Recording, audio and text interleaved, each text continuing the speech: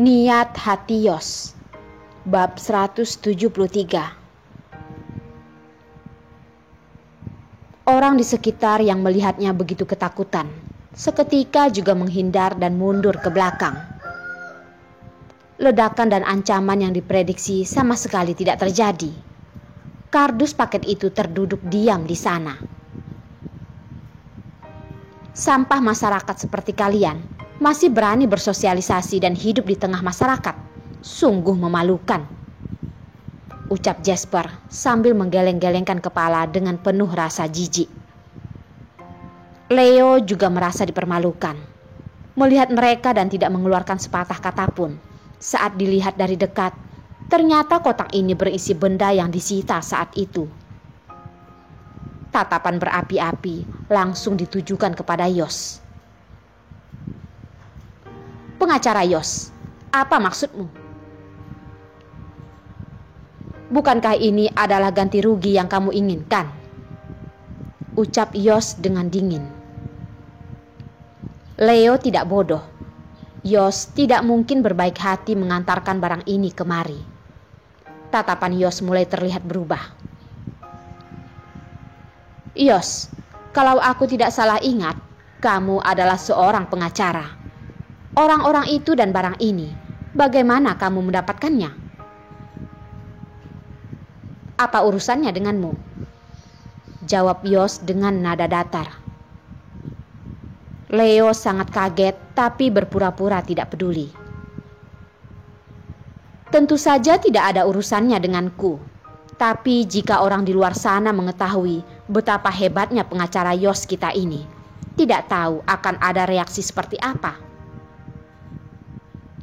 Seorang pengacara handal di kota Leidong, meski memiliki koneksi kuat, tidak mungkin mampu ikut campur dengan masalah organisasi pemberantas narkoba.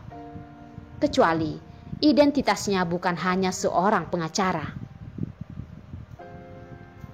Setelah muncul pemikiran ini, Leo mengamati Yos dengan seksama. 2 tahun tidak bertemu. Perubahan dan kemajuan Yos cukup pesat, sungguh hebat. Dia tidak tahu apa saja yang telah terjadi dengan Yos. Namun dendamnya masih tetap harus dibalas. Tentu saja dengan perencanaan yang lebih matang lagi. Terserah. Yos tersenyum dengan bangga. Kemudian ia berbicara dengan orang di sekitarnya. Ayo, pergi. Mereka hanya mengantarkan niat dan langsung pergi.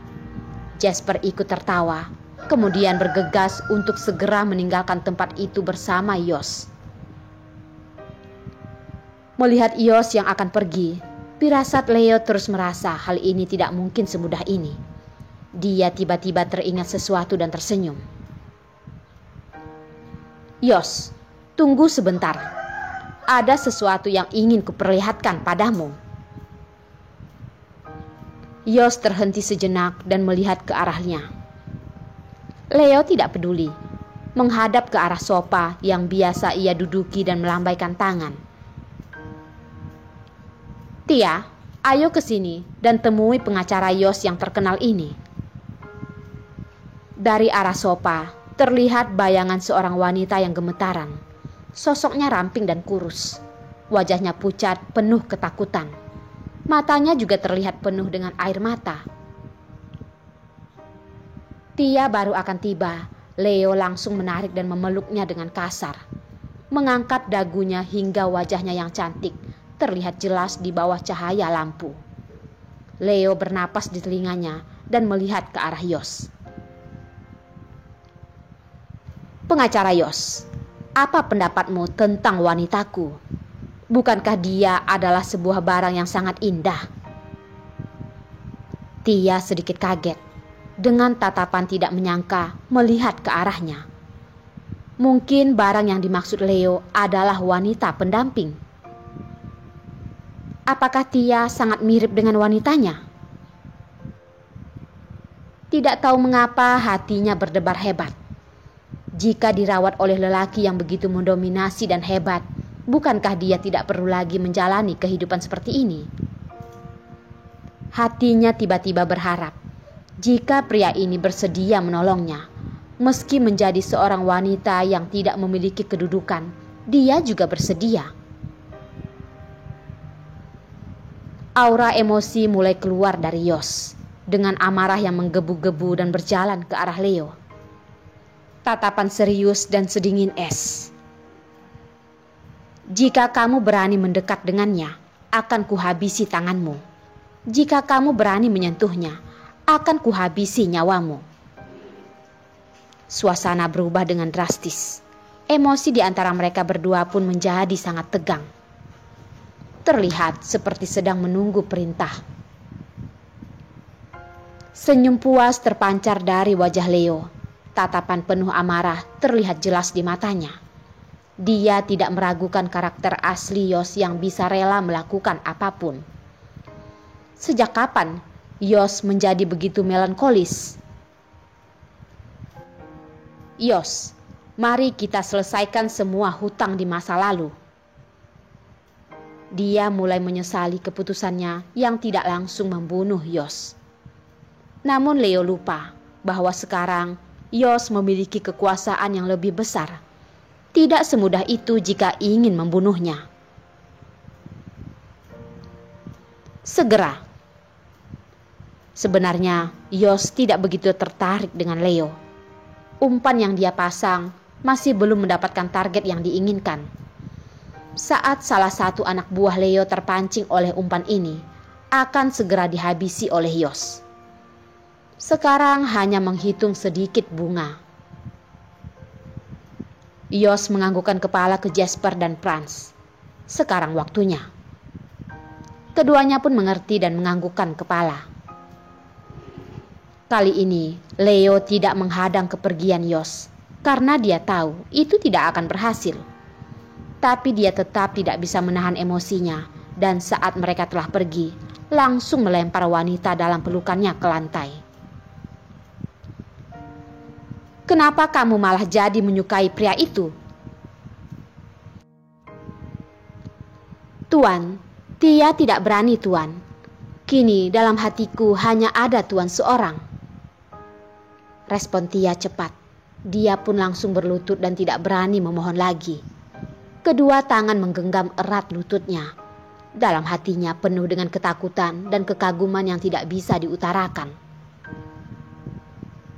Betapa beruntungnya wanita yang satu ini berhasil mendapatkan perhatian dari pria dingin yang dikaguminya. Agar tidak bermasalah dengan Leo, Tia menyembunyikan ekspresinya. Leo tersenyum sinis. Meski setelah melihat ekspresi di wajahnya, dia tahu dengan jelas isi hati wanita ini. Ternyata benar adalah drama tanpa perasaan. Wanita murahan yang tidak berarti. Berhubung karena Tia memiliki banyak kemiripan dengan wanita itu, akan ada manfaatnya suatu hari nanti. Tiba-tiba dengan serius Leo berkata, Tia, jika ingin terlepas dari masalah ini, harus memiliki kemampuanmu sendiri dalam mencuri kesempatan. Tia akan menuruti semua rencana Tuan. Jawab Tia dengan suara lemah dan tegang. Hahaha, Tia, oh Tia, jangan kecewakan aku dan pergilah. Sementara ini, istirahat dengan baik dan tunggu kabar dariku. Ucap Leo dengan sedikit senyuman. Yos, bukankah kamu menyukai wanita itu? Akan kuhadiahkan satu lagi. Tidak tahu apakah dia bisa menikmati kebahagiaan dari keramaian ini. Tia mengangguk, pergi dengan hati-hati dari pintu belakang. Dia mengerti Leo hanya memberinya sebuah kesempatan. Mungkin juga adalah sebuah jalan terakhir yang tidak ada jalan kembali. Tidak peduli bagaimanapun, ini adalah kesempatan terakhir Tia.